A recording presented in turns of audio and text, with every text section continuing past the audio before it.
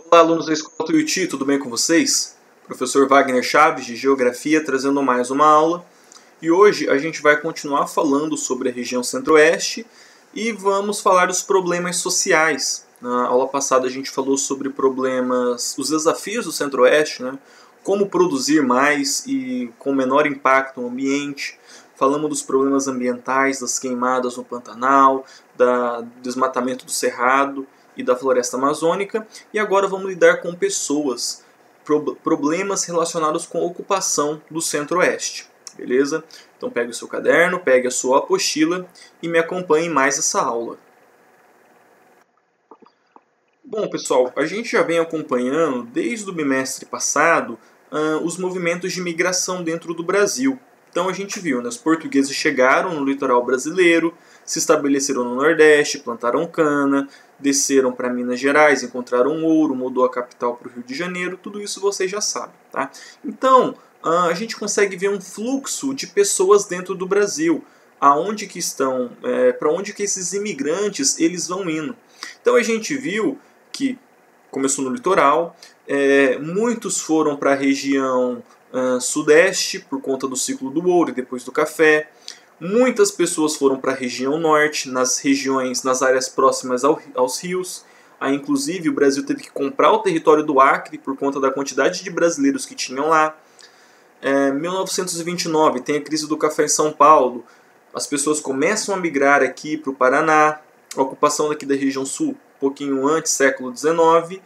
E o que sobra é esse coração do Brasil, esse meio do Brasil, o Centro-Oeste, que vai ser colonizado de forma... que vai ser a última região a ser colonizada. Tá? Sempre falei, teve pessoas lá, mas a ocupação de fato, pessoas indo... Perdão, uma passando na moto.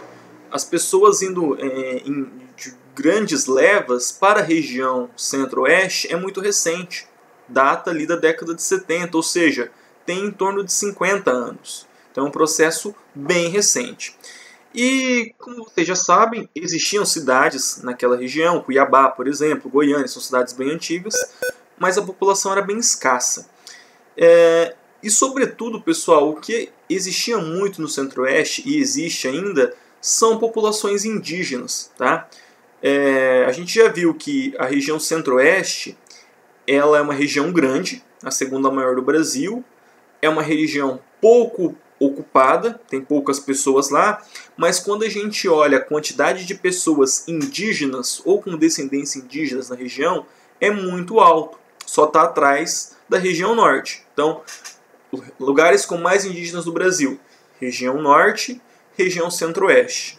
Então, é uma área que sempre foi ocupada por indígenas. E esse é um dos problemas que a gente tem lá. Conflito entre pessoas indígenas e não indígenas. Como que isso ocorre? Bom, pessoal, na aula passada eu já falei da grilagem de terra, né? O que é a grilagem? Hoje está difícil gravar aula, tá? O que é a grilagem? Você forja um documento, redige ele em máquina de escrever, coloca lá na caixinha com grilo e o papel vai ficando deteriorado, vai ficar com aquela cor amarelada e vai aparecer um documento antigo. E aí se alguém perguntar, e essa terra aqui? Você fala, não, comprei ela, que está aqui o documento. Tá? Isso é uma grilagem. Então, os grileiros que chegavam lá na região, eles começaram a cercar terras que muitas vezes eram de propriedade dos índios. Ou que a propriedade não era dos índios, os índios não eram os donos da terra. Os donos, pessoal, estou falando no sentido jurídico, tá? De você ter um documento falando, essa terra é minha. Mas eram terras que eram do Brasil, tá? Do país Brasil. E o sujeito chega lá, cerca ela, desmata, mas era um território indígena. O índio, existia ali uma tribo, uma comunidade, e eles utilizavam aquele espaço para caçar, por exemplo, ou para pescar, enfim. Então aí a gente tem os primeiros conflitos. Hoje é um pouco difícil a gente ver isso, porque nós contatamos quase todas as etnias, quase todas as tribos, embora, eu não sei se eu comentei com vocês ou foi com outra turma, há alguns meses atrás a gente teve um funcionário da FUNAI que trabalha com índio, que ele morreu com uma flecha de um índio isolado, ou seja, é uma etnia que não tem contato com o homem branco, com a civilização. Está lá no coração da Amazônia. Mas à medida que a gente vai desmatando e avançando, chegando perto dessas terras, os índios vão contra-atacar. Tá? Agora imagine isso em 1970, gente. O Mato Grosso tem esse nome não é sem motivo. Era uma mata fechada. Então chegavam esses primeiros grileiros nessas terras que eram infestadas de índios, você tinha vários conflitos. Tá? Então você tinha de um lado o índio com arco e flecha querendo matar o grileiro, do outro lado o grileiro com enxada ou com uma arma tentando matar um índio. Tá? Então era uma relação bem conflitante. Tentando resolver isso, pessoal, em 1961 foi criado o Parque Nacional do Xingu, que é a primeira terra indígena do Brasil, a primeira reserva indígena do Brasil. E foi só o primeiro de muitos outros. Então houve parques feitos ali durante a ditadura militar. Na década de 80 a gente tem uma Constituição. Lembrando, Constituição é um conjunto de leis do país. Tá? E essa Constituição ela deixa bem claro o que é uma terra indígena, para que ela serve. E foram criadas outras terras indígenas desde 1961 para cá.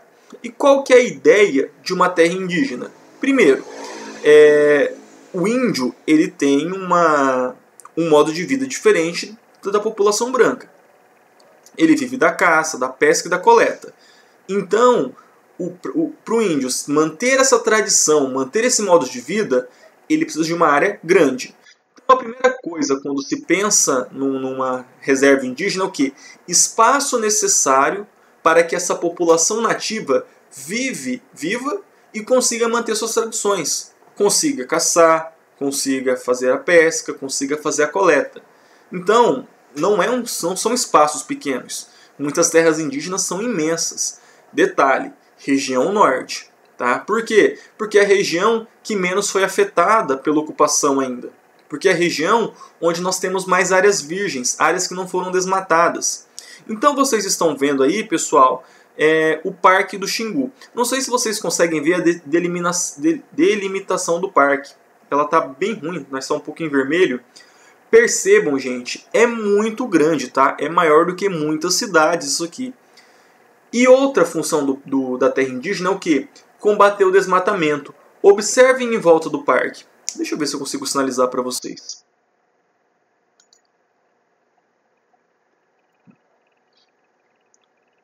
Toda essa borda aqui é o Parque do Xingu, uma área indígena. Aqui, gente, tem um monte de aldeia, tá? Um monte de aldeia, um monte de índios de etnia diferente, que falam línguas diferentes, que às vezes nem são amigos, tá? E perceba que em volta está todo desmatado, mas na área de proteção não. Então, a terra indígena ela tem essa dupla função. Por um lado, abrigar a população indígena e conseguir manter as suas tradições e seus costumes. E do outro, virar uma área de preservação ambiental, porque ali você não vai conseguir fazer o desmatamento. Tá bom? Então, como a região centro-oeste tem bastante índios, é natural que lá os indígenas eles lutem, eles busquem a delimitação de novas terras, ou seja, o surgimento de novas áreas, novas terras indígenas, novas áreas demarcadas para essa população. Então agora vocês estão vendo um gráfico da distribuição de terras indígenas do Brasil. Perceba que 54% dessas terras estão na região norte. Faz sentido, é a maior região do Brasil, é a região menos afetada pela destruição do ambiente natural, tá? E é onde tem mais índios. Natural isso. A gente já falou que a região norte é quase metade do Brasil, então é bem grande. Logo depois vem o centro-oeste, com 19%. Parece que é muita coisa, tá, pessoal? Mas os índios falam que é pouco em relação à quantidade de índios que vivem no local. E aí, com menos expressão vem o Nordeste com 11%, o Sul com 10% e o Sudeste com 6%. Então, na região Centro-Oeste é muito comum esses conflitos. Os indígenas lutando pela demarcação de novas terras. Agora, vai acontecer? Difícil, tá? Eu tenho um amigo que trabalhou na FUNAI e hoje ele trabalha com... não faz parte da FUNAI, mas ainda trabalha com índios. e ele faz inclusive estudos, ele trabalha em alguma estatal fazendo estudos de levantamento para novas áreas, né? Áreas indígenas. E no caso do Mato Grosso do Sul, ele fala que é muito difícil porque, primeiro, tem muitos índios do Paraguai que simplesmente não respeitam fronteiras. Porque para eles não tem Paraguai, não tem Brasil, eles andam por tudo. Então, à medida que você faz uma terra indígena no Brasil, pode ser que mais índios do Paraguai venham para cá. E isso eles tentam evitar. Tá? E segundo, por conta que o Centro-Oeste produz muito alimento, produz muita soja. Então, eles vão ter que brigar com fazendeiros. É diferente de você pedir para demarcar uma terra numa região que é mata fechada. Tá? Então, por conta de fazendeiros, é muito difícil fazer essas demarcações. Então, você gera novos conflitos.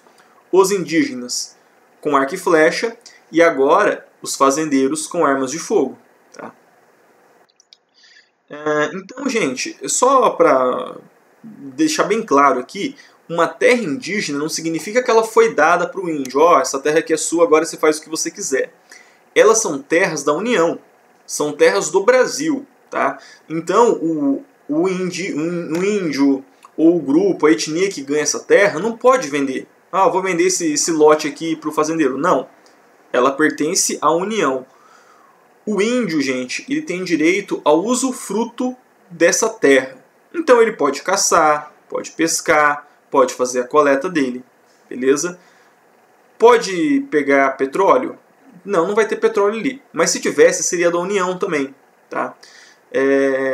Por isso que há muitos conflitos envolvendo terras indígenas e até o Brasil hoje o país Brasil fica receoso em demarcar novas terras. Por quê?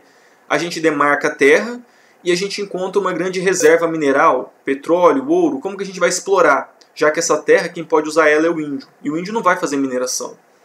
E aí, o que acontece? Pessoas de fora, grileiros, fazendeiros, madeireiros, garimpeiros, eles olham essas terras, descobrem as riquezas que tem nela, invadem e tentam extrair essas riquezas. Tá? Essa imagem que vocês estão vendo, pessoal, é de um garimpo ilegal em uma terra indígena. Eu acho que é lá no Xingu mesmo. Tá? Para vocês observarem o tamanho que é isso, eu circulei ali, não sei se vocês estão vendo, um helicóptero. Então é uma área bem grande, tá? Não é uma coisa pequena. Às vezes a gente pensa no garimpo, pensa que é o sujeito que está lá com a peneirinha pegando o ouro no rio. Não, gente, é coisa grande. Exige desmatar uma área grande, exige colocar maquinário pesado nessa terra. Os danos causados pelo garimpo de forma ilegal são irreversíveis, porque ele vai contaminar a água com chumbo, com mercúrio. E aí, a pessoa que usa aquela água para se alimentar, que pesca daquele peixe daquele rio, vai se contaminar com mercúrio, com chumbo, vai adoecer e vai morrer. Tá? Então, é um sério problema que nós temos hoje de invasão de terras por conta desses madeireiros e garimpeiros. E aí a população indígena faz o quê? Revida, com arco e flecha. E os madeireiros, garimpeiros, com armas. Tá? Região norte e região centro-oeste, gente, é muito comum isso. É muito comum. Tá? De vez em quando aparece aí uma notícia que um garimpeiro teve que sair correndo porque levou uma flechada, ou o índio que levou tiro, porque tem vários conflitos na região. Tá bom? Só uma coisa, tá, pessoal? Eu falei do Xingu porque é o primeiro parque e é a maior reserva do Brasil, mas está no Pará, que é a região norte. Beleza? Mas existem terras também na região centro-oeste. A gente viu ali 19% das terras indígenas estão no centro-oeste. Beleza? Agora, continuando. Um outro problema que tem lá na região centro-oeste é com os sem terras. Tá? O grileiro, pessoal, a gente já viu isso na aula passada, o que ele vai fazer? Ele chega num território, um território público, um território que é da União, ele cerca a terra, desmata e fala que está usando. E coloca lá alguns gados, planta alguma coisa, enfim. Tá? O grileiro, gente, ele não se preocupa em produzir. Quando eu falo grileiro, e botem isso na cabeça de vocês, grileiro é diferente de fazendeiro. O grileiro, ele não quer produzir na terra. Ele quer fazer o quê? Pegar aquela terra para si, regularizar a terra e aí vender para quem quer produzir. Então, é muito comum na região centro-oeste você encontrar várias fazendas, aqui entre aspas, áreas desmatadas que não são cultivadas, porque são terras de grilagem. Então, nessas fazendas improdutivas, que os trabalhadores sem terras, eles querem pegar essas terras e torná-las produtivas. Então, lembrando, grileiro quer pegar a terra e revender ela depois, tá? Não está interessado em produzir. Bom, e os sem terras, gente, eles lutam pelo quê? Pela reforma agrária. Tá? O MST, que é o Movimento dos Trabalhadores Sem Terras, eles vão nessas áreas, nessas fazendas improdutivas, nem sempre são improdutivas, tá, pessoal? Existem fazendas produtivas também. Tá? Então, eu não sei como que eles agem, como que eles escolhem qual fazenda eles vão ocupar, mas a preferência de fazendas improdutivas. Eles invadem as terras, levantam acampamentos, igual vocês estão vendo, acampamentos bem simples, e eles passam a utilizar aquela terra. Vão plantar, vão colher, não plantam soja, né, mas eles plantam verduras, legumes, coisas mais do cotidiano, eles não plantam commodities. Até alguns anos atrás não, muitos anos atrás, eu era pequeno, era muito comum você viajar nas estradas do Paraná e encontrar vários acampamentos, vários assentamentos assim na beira da estrada. Hoje eu quase não vejo, mas na região centro-oeste é bastante comum, tá bom? E como eu mencionei, o que o MST quer é a reforma agrária. O que é reforma agrária? É uma forma de reorganizar a estrutura fundiária do Brasil. Professor, o que é estrutura fundiária? A gente viu isso no capítulo 3 do segundo bimestre. Então, quem tem a apostila, dá uma olhada lá. A estrutura fundiária do Brasil, pessoal, ela é bem desigual, tá? Algumas poucas pessoas têm controle de grandes terras no Brasil.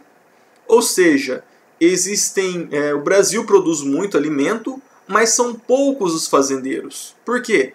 Todas as terras estão concentradas, são latifúndios. E a ideia da reforma agrária é o quê? Em vez de ter vários latifúndios, um latifúndio, vamos ter vários minifúndios. Então, em vez de pegar a terra e plantar uma coisa só, plantar só soja, plantar só milho, vamos dividir essa terra para as famílias e permitir que as famílias aí plantem arroz, feijão, hortaliças, enfim, o que quiser. Tá? Qual que é a vantagem da reforma agrária? Primeiro, você tem pessoas que não têm terra para trabalhar e são populações do campo, são população agrícola, agricultores. A primeira ideia é o seguinte: você arruma ocupação e espaço para essa população. Tá? Segundo, aumenta a produção de alimento e com melhor qualidade. E com isso, os preços diminuem. E também diminui o êxodo rural, que é pessoas que saem do campo para ir para a cidade, porque as cidades elas estão inchadas já. Então, com isso você diminui com que pessoas saiam do campo, porque não conseguem mais sobreviver do campo, e vão para a cidade. Tá? E a reforma agrária, pessoal, ela é feita de modo de desapropriar tantas terras públicas quanto terras privadas. Terras públicas, terra do Brasil, que o Brasil é o dono, que a União é o dono. Como que seria o caso de uma terra privada? O Brasil, o presidente da República, enfim, compraria essas terras, dividiria e fazia a doação de pequenos minifúndios a essa população, tá, gente? Só uma coisa, os Estados Unidos fez isso no século XIX, tá? Uma das primeiras coisas que fizeram assim que o país se tornou independente foi distribuição de terras. Pegaram toda aquela parte central dos Estados Unidos, aquele meio, Utah, Mississippi, Missouri, Kansas, e falaram, olha, quem tiver condição de produzir nessas terras pode morar com a sua família lá. Em parte porque, quando acabou a escravidão dos Estados Unidos, tinha um monte de escravo negro, que agora não era mais escravo, que era liberto, que não tinha o que fazer. Vai trabalhar onde? Então os Estados Unidos falou, olha, a gente dá um pedaço de terra para vocês, vocês vão para lá e usam da maneira que você quiser. Tá? Dá para perceber que deu certo nos Estados Unidos, porque não daria certo aqui. Tá bom, pessoal? Então, por esses dois fatores, né? Ter muito índio, ter uma população baixa, uma população pequena, grandes áreas de plantio, é uma região bem intensa em conflitos relacionados à terra. Porque, de um lado, você tem os fazendeiros querendo aumentar as suas propriedades, os grileiros tomando terras públicas de maneira ilegal, invadindo terra indígena, os índios querendo que sejam demarcadas novas terras, o MST querendo que faça a reforma agrária. Então, é bem comum, bem cotidiano lá, ter uma briga entre esses grupos e, vez ou outra, alguma morte. Beleza, pessoal? A gente vai ficando por aqui hoje. Bons estudos e até a nossa próxima aula.